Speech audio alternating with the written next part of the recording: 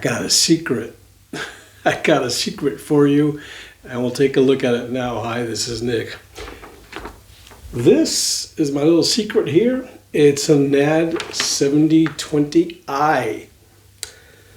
So let's settle down and have a look at it, right? So there's a story here, and the story goes like this. In the beginning of NAD's success, there was the NAD 3020.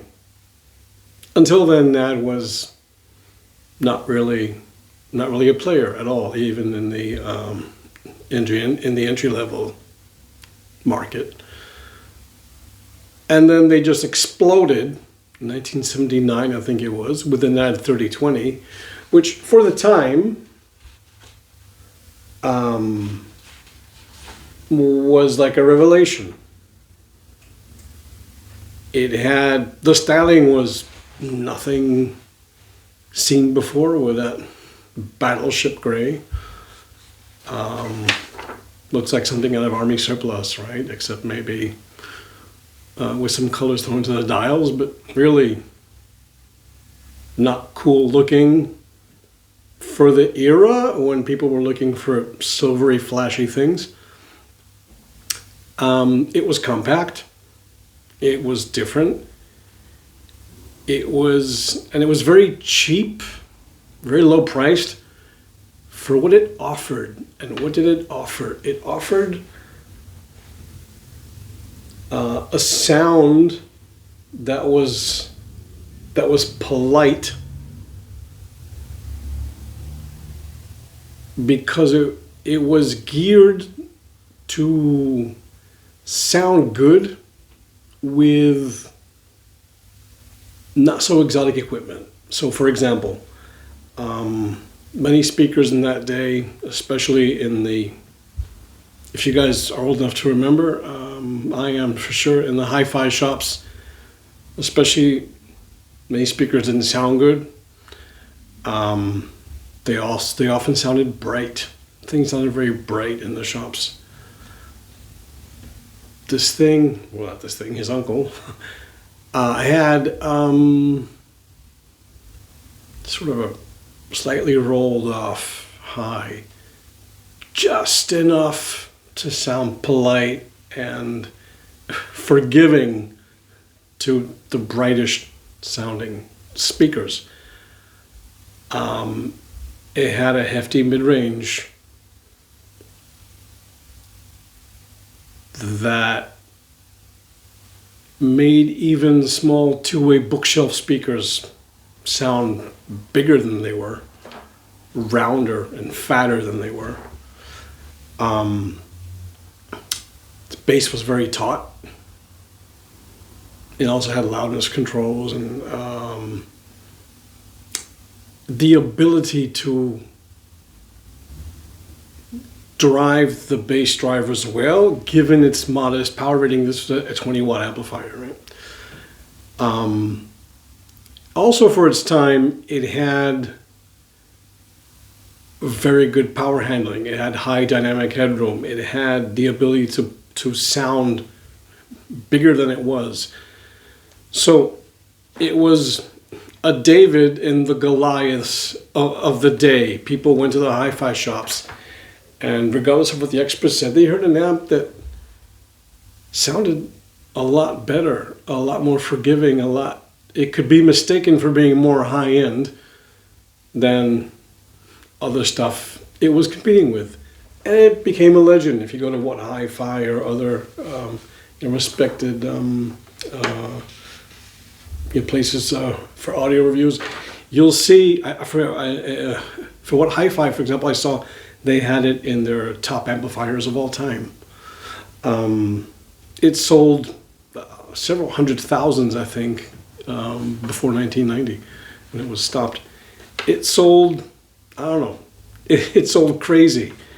It made people believe the David versus Goliath story.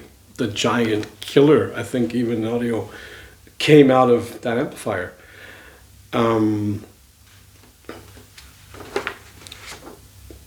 Through the years, I've heard various iterations of this. My dad had the original NAD 3020, which I'd recommended to him that he buy back then. I remember the sonic signature of that. Very composed for what it was, and very forgiving, as I said before. I've heard also the iterations that came afterwards. The 3140 and the 7240 I had, and I also had, I've got notes here, I also had the 7400 later. Those things, though, I don't know, something happened along the way, and they lost that sonic signature. Lots of people, I've been reading around about this because I'm really interested. I don't know how that happened. The original design, according to things I've read, had what they call the benign error. An error in the circuitry that created left-right crosstalk that was audible and affected the low registers and the mid-range. That was then fixed later. It was called benign because it wasn't really detrimental, and as it turned out, actually added some sonic character to the thing. This is something that's also been attributed to the design of this amp. I think also from a personal experience, all the power envelope case circuitry that was added later, and the smarts that came with that, more headroom, more extension, more detail. Somewhere, I think NAD lost their way in the grasp for more detail. I don't know. Something happened. The NAD 3020 was a bit less revealing, but I think at the end of the day, had a more comfortable sonic signature. The problem is when you go out in the market now, if for the hobbyist who's interested to buy this, it's like a minefield. So they're overpriced. Looking on the web, I found prices anywhere between $200 and $400, but mostly in the upper range, so $300 to $400 were most of them. The ones that are less than that are really shabby examples. Some of these things have been butchered as well. NAD did have some quality control issues, and this stuff is obviously now 40 years old. So some of this has not been serviced as well as it could have been. The ones that are either survivors, unmolested, or well serviced, they're pushing that upper $300 to $400 territory, even more sometimes, and that puts them in direct competition with a lot more expensive gear that through the years has become cheaper. Also, it misses some of the functionality that people like in vintage gear. It's very austere looking. It's very minimalistic. So I don't know. Probably not the best place to start if you're looking for a mid-range to sort of something that can touch the threshold of hi-fi. But not cost you more than the entry-level kit. So hard to find a good deal.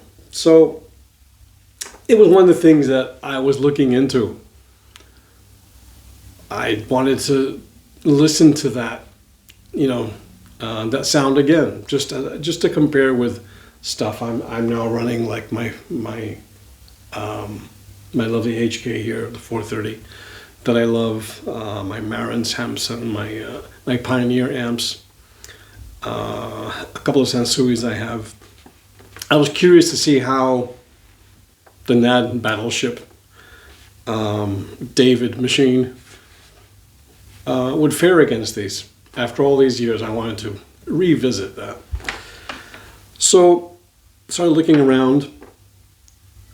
I fell on to this guy in an auction, and I was curious about it because it looked initially like the old 7240 I had, just shorter.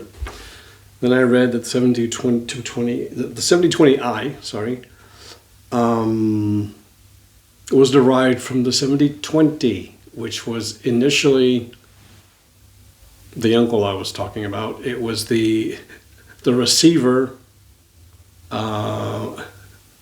equivalent to the 3020. So NAD built things in like a modular fashion and reused most of the circuitry they had that were superimposed on each other. They were modules.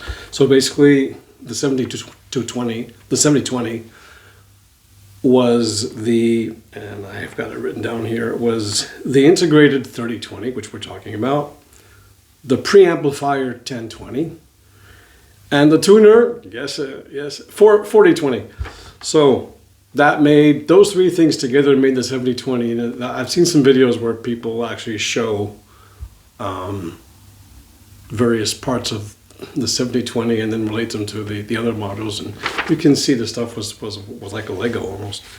So, and supposedly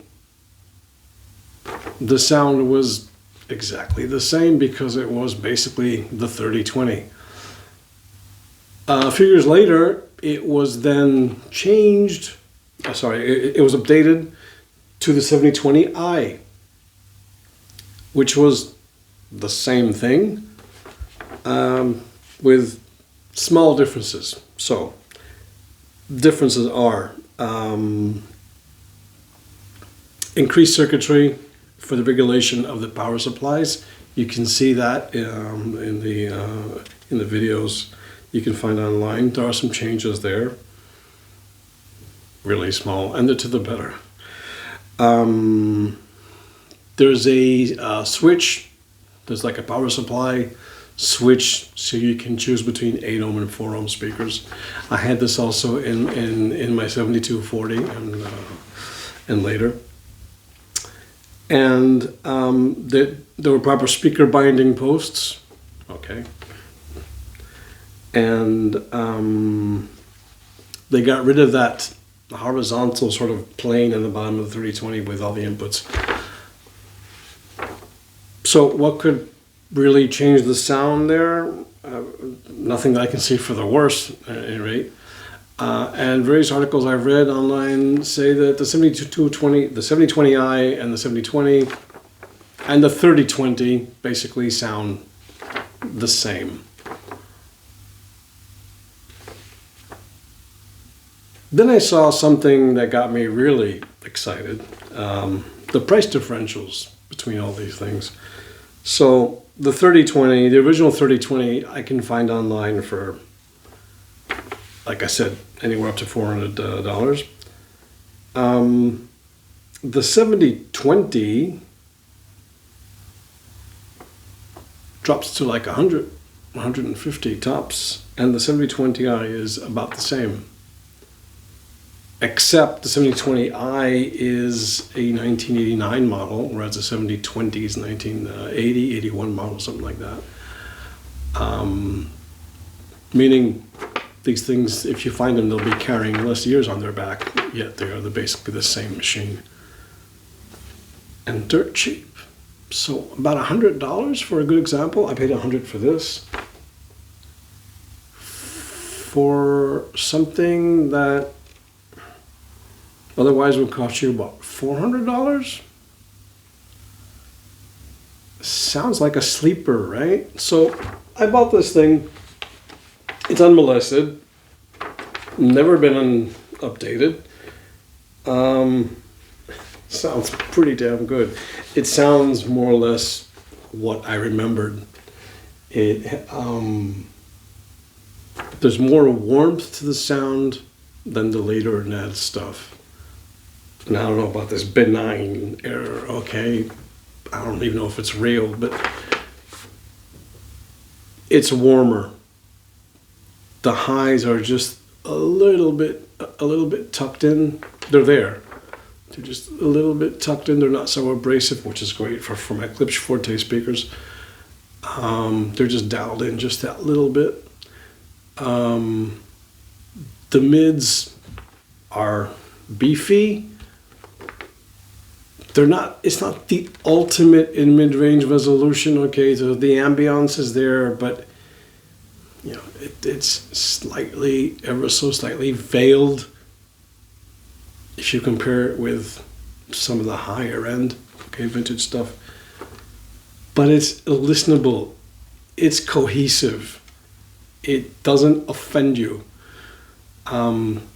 It's better than average, is what I'm trying to say.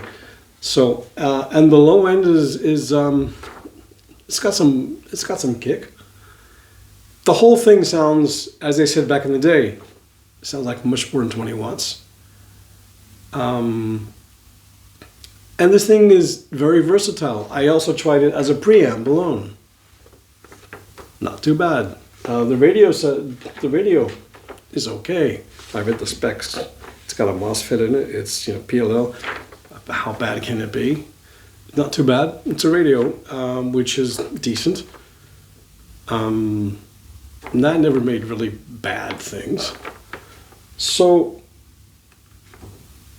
it's got lots of goodies for you. I mean, it's got, tone controls. It's got the radio. It's got pre-out, main in. It has a loudness button, if that's what you like. So in other words, it has lots of facilities. And there's something about its sound that does belong in a good vintage setup. It's not like I said, the later NADs were missing something for me. So the 7240 I had and the 7400, okay, but I don't know, they sounded a bit tinny, a bit flatter, a bit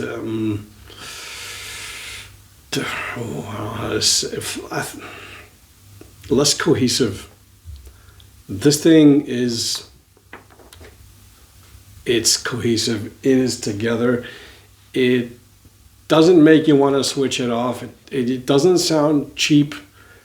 It sounds better than average, and it hasn't been even touched.